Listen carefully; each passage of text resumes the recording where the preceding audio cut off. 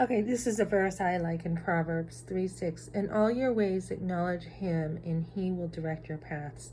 So each day when we get up, are we acknowledging God? Are we saying, okay, God, what is your will for me for today? And obviously, we don't all do that. I mean, we're not as mindful as we should be. How do we acknowledge God in our walk with him? For me, it's more time with him. How do we acknowledge him in our marriage? Like I said, I'm going through a divorce. My husband has filed. There have been times I have definitely said, you can have a divorce if you want, because he doesn't want to work at marriage. But in the end, yeah, you want to stay married. You want to fight for it. You want to work at it. You want to do everything you can.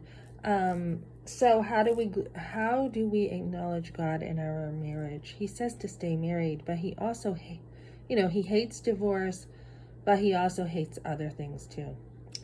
So like with my husband pushing me and all that stuff, he doesn't like that either.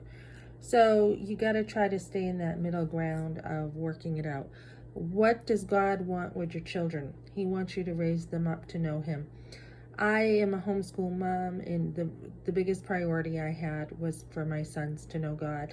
It's not so much about education, it's character building, because you can learn anything in your life anytime, right?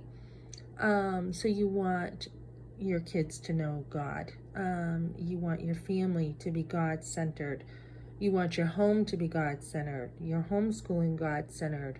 You want to be in a church that is solid with the right doctrine. And then you want to love others. We're to love God and love others. So how do we love other people? Some people are very difficult to love, extremely difficult. They don't even have the love of, it's like they're unnatural, like toxic. They don't know God. They don't love him.